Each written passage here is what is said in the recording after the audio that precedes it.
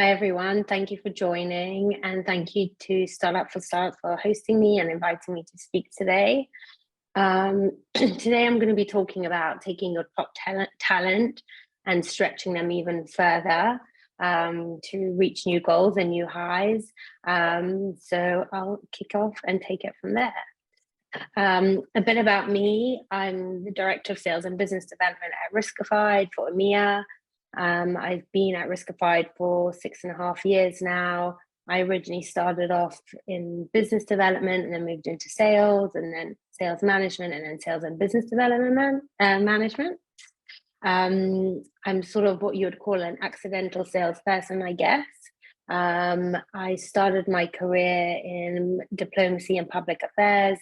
And after being in Israel for a couple of years, I decided that I wanted to be part of the high-tech scene. Riskified took a chance on me, and it's been good since then. I'm just seeing there's something in the chat. Okay, sorry. So enough about me. Today I'm going to talk about superstars, and why I'm passionate about it is due to the experience I've had at Riskified.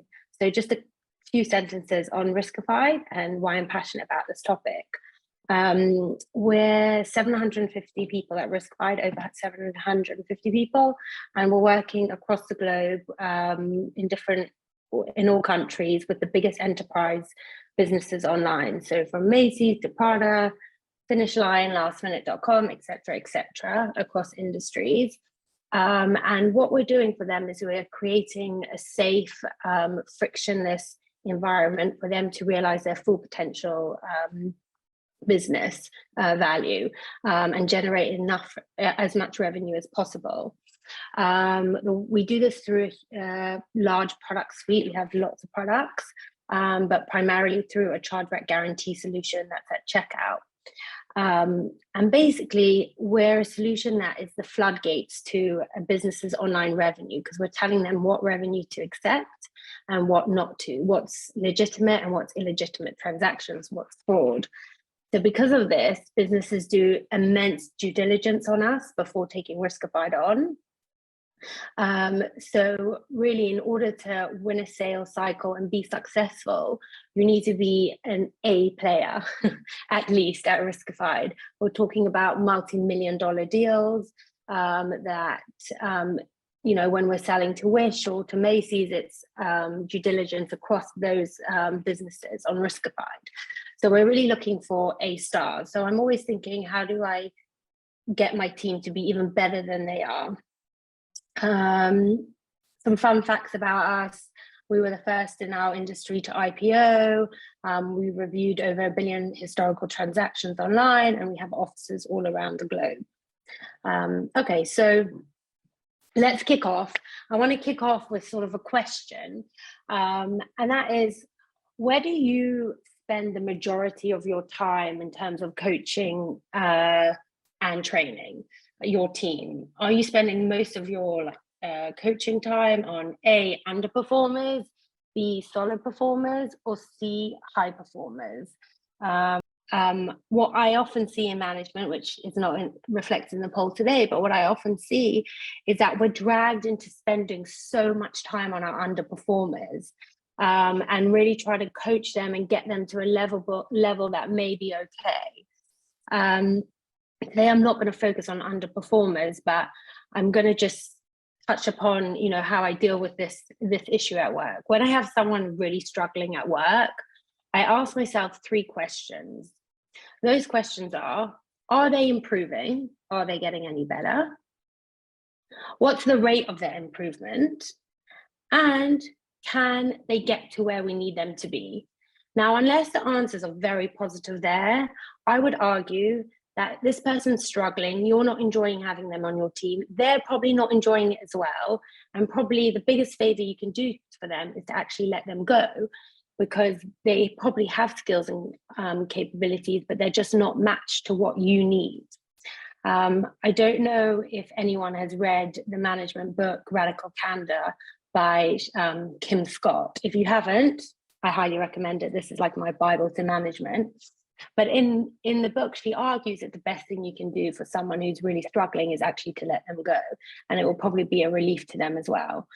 So, you know, in line with what everyone said in the poll, I don't think we should be investing tons of our resources in coaching and training our underperformers unless we see that they can radically improve and get to where we need them to be.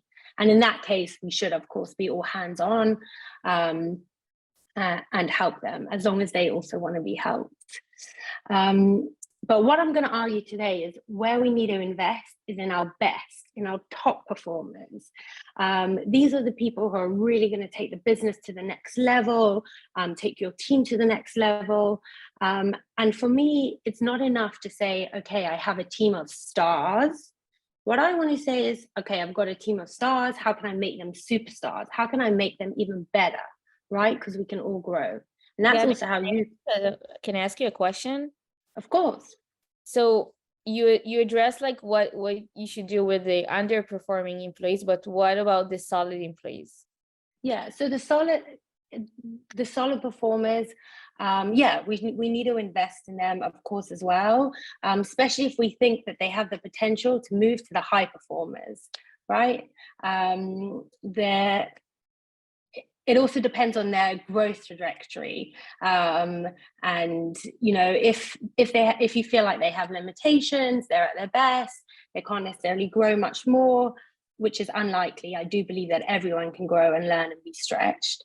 Then maybe you want to invest a bit less, but yeah, I think we should be investing in them as well. Great question. So I'm talking about creating a team of superstars, right? That's what we all want. So before I go into, you know, create how to make a superstar, where you find superstars, I want to just define on what I think a superstar is. Like, what do I think an A-star player is who's a top talent in my sales team? So for me, it's a package. It's really not just someone who overachieves their quota. A superstar is someone who brings a lot more to the table than that. For me, there's 3 personas in this type of employee, right? The first persona is their personal persona. This is a type of person who comes to work with a very positive attitude. You know, they look at a situation, they look at a deal, they say, okay, some things might not be optimal, there might be a glitch in product or marketing or whatever it is, but I'm still going to kill this deal, I'm going to win it, and I'm going to succeed. You know, it's someone who's happy to get their hands dirty on things that are not related to their quota, and someone who comes into work with a smile on their face, a positive person, and a nice person who people like being around. So this is the personal persona that I'm looking for. Then the second thing is the internal professional persona. This is a type of person who has good Salesforce hygiene, who creates really good relationships internally with different teams that will help them get their job done. Who can also confront other teams when something's not being delivered in the way it should be delivered. It's also someone who can report up to C-level in a respectful and productive way. So, you know, if they have a meeting with your CEO to get something approved and you can't make it, you know that the meeting's still going to be executed well. So they've got a strong internal professional persona. And lastly, a strong external professional persona. And this is someone who's just great at sales, who runs a very professional sales cycle where the merchant trusts them, where they're not over promising, they're you know, the company is able to deliver what they're selling. Everything's delivered on time, they've got a strategy in place, they know where they are in the deal, etc. So for me, a superstar is someone who has these 3 components. And I would argue that each 3 is as important as each other. Any questions before I go on, or should we take questions at the end? So if anyone has questions, feel free to open your mic or just send them in the chat. Cool. So I'll continue. Okay, so this sounds like an amazing employee that we all want in their team. So where do you find them? my argument is that you don't find them, you make a superstar, right? No one comes to your company and suddenly is able to have unbelievable success and is strong in all three personas that I described. However, I do think that there's things you can look for in a recruitment cycle that give you a hint that someone could be a superstar. For me personally, I'm looking for something extraordinary. So I'm looking for like a curious person who's pushed themselves, who's done something different, who's passionate. So that could be, you know, that they're an Olympic swimmer, they volunteered in Africa for 2 years, or they're a grade 8 pianist, whatever it is. But this is someone who's passionate and who is curious and determined. And also just a good person that you enjoy speaking to. Because will give you hints to the personal persona that you're looking for. So that's what I'm looking at for in the recruitment cycle in order to potentially have a superstar. For me, experience is overrated. Personally, I think someone who has great skills, capability, and potential, you might have to spend a little bit longer ramping them. But once they're ramped, they can really fly, as opposed to someone who comes with tons of experience but maybe doesn't have the same potential. So I'd rather invest a bit more in the beginning. So yeah, that's my opinion. Kind of to summarize it, I'm looking for someone who has a thirst for knowledge, a thirst for success, but also combined with humility, right? Because they need to learn. They need to learn how to sell your product. They need to learn how your company works, and they need to have the humility to be open to hearing that from you. So I think that you make superstars, but I think there's definitely things you can look for in the recruitment cycle to potentially have one. If experience is overrated, how do you identify them in the recruitment cycle? Right, it's a really good question. So if I start from the very beginning of the recruitment cycle, I'm looking at their CV and I'm thinking, like, does anything stand out here? Has this person done anything like a bit extra in their life to build like muscle? You know, in Israel, for example, are they a pilot? That's very relevant to as I've learned being an Ola here. Shows someone who's like very determined, has a high IQ. But again, I'm looking for, did it say on their CV that they're like a professional swimmer or musician, or did something remarkable in their lifetime. And then I'm speaking to them in the interviews. Obviously, we're doing also all sorts of exercises. But I'm also listening to the questions that they're asking me to see how curious they are, how thirsty they are for knowledge, and how thirsty are they to really understand Riskified and what the job would be. I think the most successful interviews are those that are more of a conversation as opposed to like a Q&A. All right, so how do you make superstars once you've got someone who has a potential to be one? Now, honestly, there's no magical spell. There's nothing you can do that will literally ABC and suddenly you've got this amazing bunch of talent in your team. But really, I'd argue it's the small things that make a big difference to stretch someone from maybe a solid performer or a decent performer to a high performer. So it's the small things that really count. And I'm going to touch today on 6 areas that I think as directors or team leads or VPs, managers, what we can do to make a real difference to help our team grow and get even better. The first thing I'm going to talk about is one-on-ones. Excuse me. So this is the meeting, the one-on-one meeting that you have with your employee, maybe once a week, maybe twice a week, maybe bi-weekly, up to you. But a key thing for me is that both parties come prepared, both you and your employee. So how I manage this from my team is I actually ask them to do this work offline, the preparation, because I think what often happens with one-on-ones is you start the one-on-one, and you know your employee opens up Salesforce, or you open up Salesforce, and you kind of just do a pipe review and see how things are going.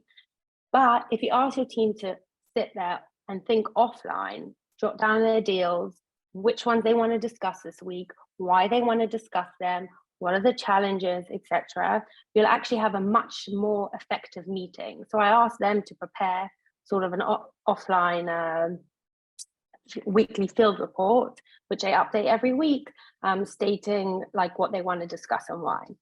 And I also come prepared. So, you know, I have a tab on my laptop for each employee that I manage. And throughout the week, I'm jotting things down that I want to bring up in the one-on-one. So I come prepared to the meeting as well for things to discuss. And this makes the meeting really effective. Lastly, it's not just a pipe review or one-on-one.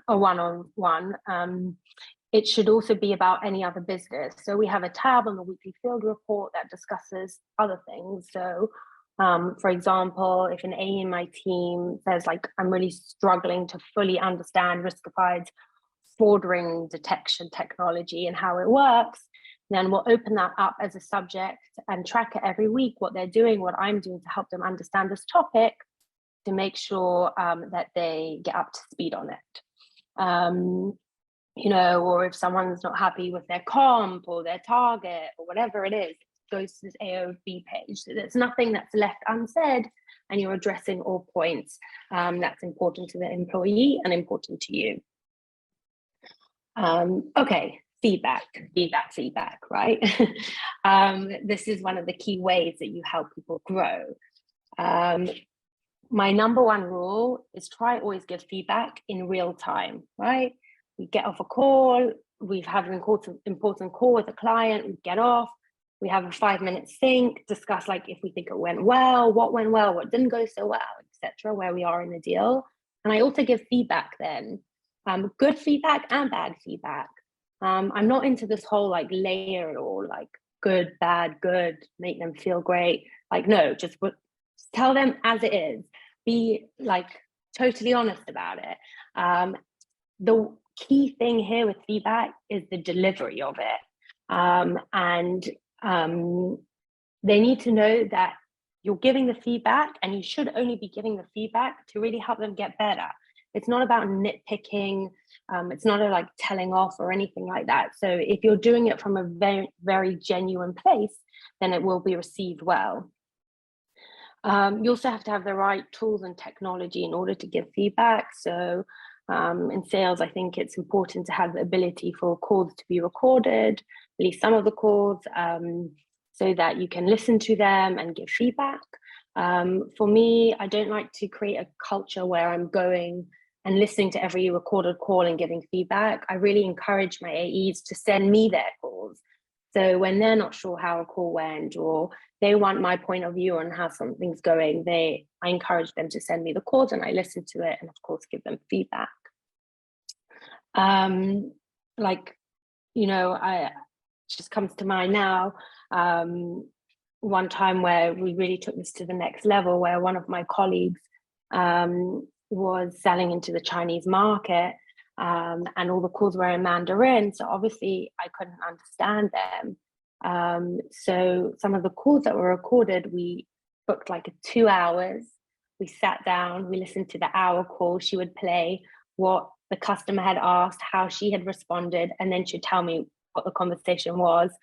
And I'd basically give her feedback with her translating. But, you know, she was someone who had really high potential, who really wanted to improve. And it was definitely worth that time for me to sit and do that with her. And lastly, positive feedback is just as important as negative feedback. If someone's doing something well, you want them to keep doing it.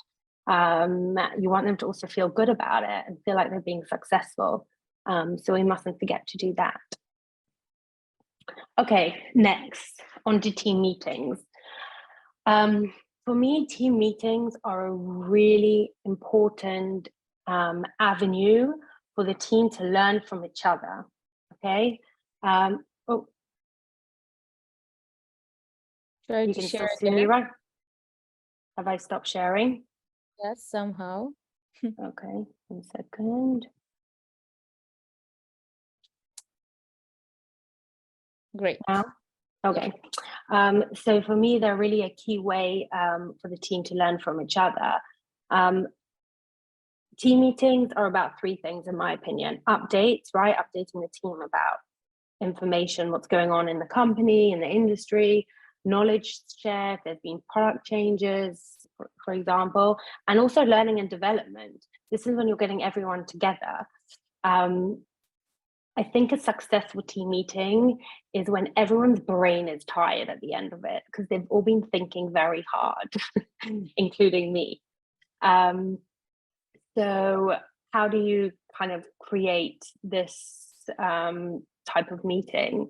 For me, I do this through bringing something to the table that everyone can learn about. So often I'll sit down with an AE and there'll be a challenge in a deal, and we'll like think about it, we'll strategize, think about different options, different risks, but we're still unsatisfied.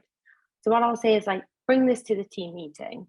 So in the team meeting, the AE will, for 15 minutes, set the scene. And then for 45 minutes, we will all opinionate and strategize and discuss different risks and different options.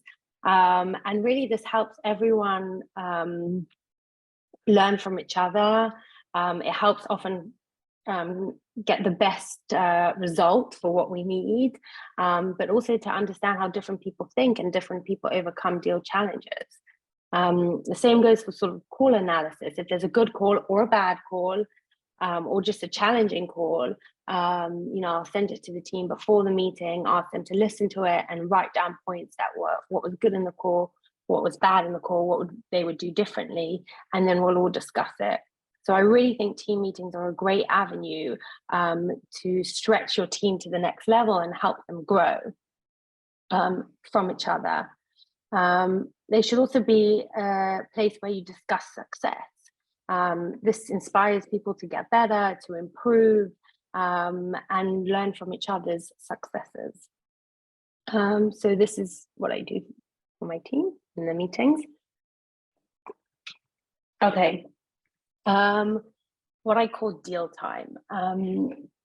For me, deal strategy or anything substantial in a deal that needs to be discussed should not be left to your one-on-one meetings, which are like, I don't know, half an hour or an hour. You need to give these topics the attention that they deserve. Obviously, this is super relevant in environment and riskified, where our sales cycle is very long, very arduous, and the deals are very large size. This is a time that's key for like on-the-job, real-time coaching. So it really helps your employees grow and understand each other. So I'm going to give an example. Let's say someone in your team has got to pricing. They want to deliver pricing. At Riskified, our pricing is tailored. We don't have any standard pricing. So instead of coming to a one-on-one and saying, this is the pricing I want to offer, I'll say, no, set up 45 minutes for us to discuss it. The AE will come, they will come with pricing already, saying, this is what I want to price, this is why I want to price it. Then I'll discuss it with them, give them my opinion. Sometimes they'll change it, sometimes we won't. But it will often help me understand their thinking, where they're coming from, if they're on the right tracks. And it will also help them understand my thinking and where I'm coming from. Because if you would just say, increase the pricing slightly, but not explain why, then you're limiting their ability to grow and understand and how to reach the right pricing, let's say. But this also goes in like a strategy, how to beat competition, right? Don't discuss it for 5 minutes, sit down and discuss it for an hour. And this really helps them stretch and grow and helps you coach them. And this is also the time where I ask really big questions that I think help AEs push themselves even further and understand where they are. So, for example, I ask questions like, where are you in the deal? And if an AE says we're in contract negotiations, they don't understand where they really are.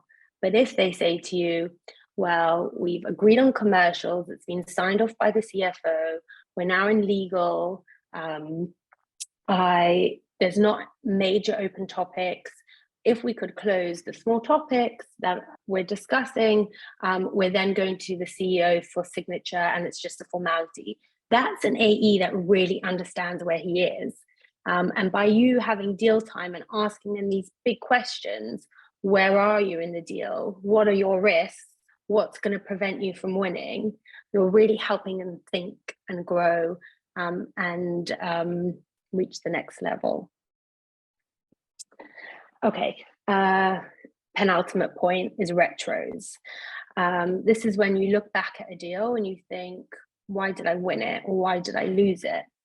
The important thing in sales, well, not the important, but the sad thing, I guess, for us is that everyone will lose some of the time, even your superstars. Not everyone can win all the time. The most important thing is that you learn from your losses. So for me, retros should really be an extensive exercise where you ask an AE to sit down and think about why they lost. Now, often they'll say, well, I don't know, because you haven't been given the information. And sometimes you'll be given the information from the merchant, you lost because of X, but really it's not the truth. But they need to think about it. They need to sit down and think, and they'll probably come up with a theory that's most of the time accurate. And then once they've sort of written a retro, I'll read it, I'll sit down, I'll discuss it with them, add my input, and then I'll ask them to create a presentation and share it with the rest of the group so that everyone can learn from the loss. And if you create an environment where people are doing this, obviously it's not scalable for every deal and not when you have high volume of deals, but for the important ones, it's vital. And if you create an environment where everyone's doing this, it becomes a very collaborative exercise and definitely not a shaming one. And for me, retros should also be about wins, not just about losses. If someone won, share why you won so everyone else can learn from it. And also exemplary work, when someone's just done something outstanding. If you've had an on-site and you've prepared unique material and it's gone really well and you've achieved what you wanted to out of the meeting, then share that as well. So retros, I think, are really, really important in helping your team grow. And lastly, but maybe most importantly, people first, then employees. Like, you need to really care about your employees, not just say you care in order for them to thrive and be happy. People do well when they're enjoying their work environment and they're happy at work. So you need to know what makes the people in your team tick. You need to know what's a struggle for them. If you've got someone who's really burnt out and is going on holiday, tell them, I'm covering for you. And don't ping them every single day just with that one question. Literally go and be that AE for a week so they can go and freshen up and rejuvenate and feel better. So you need to really care, not just pretend you care. And this creates a supportive, sustainable culture where I really believe people thrive. So as I said, I don't think there's any magical formula to take your team from being good players to great players, but it's the small things we do, from how we conduct our one-on-ones, how often and we give feedback, and how we give feedback to deal times, team meetings, caring about your employees, that I believe really takes them to the next level. And then what happens when you've got this team of superstars, right, that are great? What's next for them? Growth. So on the one hand, there's two options really, but I think both of them are growth in different ways. Firstly, I believe you're cultivating the next generation of directors. So this is my approach to my team, right? And today, when I went on maternity leave, last time on maternity leave at the moment as well, but my VP said, what are we going to do with the team? And I said, well, we should split them. Like, Ying's a superstar for China and she should manage the China team. And Roy's a superstar in Israel and he should manage a team from Israel. and it was really successful, and they've gone on to be amazing directors, and I love working alongside them, and I learn a lot from them. But then also there's some people who shouldn't go on to management, or who don't want to go on to management. But if you're creating an environment where you're always challenging them and you're always pushing them to go that bit further, then they feel like they're always growing.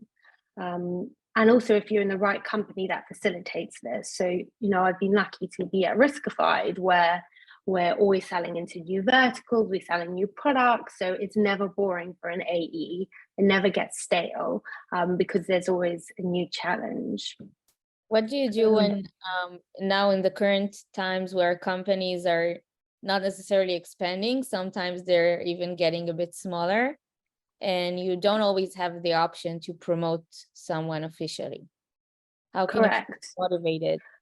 Yeah, so I think it's tough. I think also, like, I see a lot, people don't have patience. You know, we live in a world where people want instant gratification now and then.